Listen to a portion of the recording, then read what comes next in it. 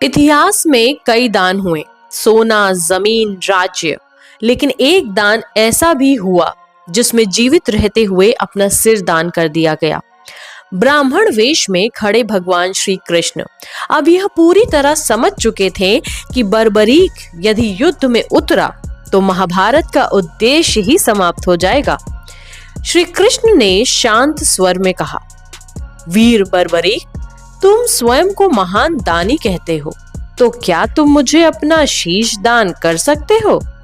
यह सुनते ही वहां एक क्षण का मौन छा गया। बर्बरीक ने ना कोई प्रश्न किया, ना कोई शर्त रखी। वह बोला, ब्राह्मण देव, जब वचन दिया है तो दान में पीछे कैसे हट सकता हूं? उसने अपने ही अस्त्र से अपना शीश काटकर श्री कृष्ण के चरणों में अर्पित कर दिया। यह घटना शीश दान कहलाती है। यहाँ एक बहुत जरूरी तथ्य है कि यह कोई अचानक हुआ चमत्कार नहीं था, बल्कि श्री कृष्ण की लीला और बर्बरीक की भक्ति का परिणाम था।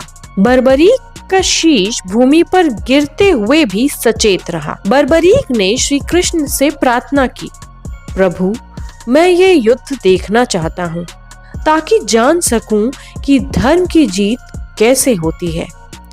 कृष्ण ने उसका शीश एक ऊंचे स्थान पर स्थापित कर दिया, जहां से पूरा युद्ध दिखाई देता था। जब युद्ध समाप्त हुआ, कृष्ण ने बर्बरीक से कहा, तुमने बिना युद्ध लड़े सबसे बड़ा युद्ध जीत लिया है। कृष्ण ने उसे वरदान दिया कि कलयुग में उसकी पूजा होगी, वो हारे हुए का सहारा बनेगा और उसका नाम श्याम होगा। यहीं से बर्बरीक श्याम बाबा कहलाए। युद्ध समाप्त होने के बाद बर्बरीक का शीश धरती में लीन हो गया और युगों बाद वही शीश एक चमत्कारी रूप में प्रकट हुआ। राजस्थान की भूमि पर, जिसे आज हम जानते हैं खाटू श्याम जी। लेकिन सवाल अभी बाकी है, वह शीश खाटू में कैसे प्रकट हुआ?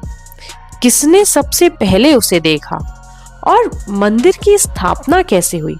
अगले एपिसोड में शीश का प्रकट होना और खाटू धाम की स्थापना को बताएंगे। बने रहिए हमारे साथ, चैनल को सब्सक्राइब कर लीजिए। मिलते हैं कल। नमस्कार।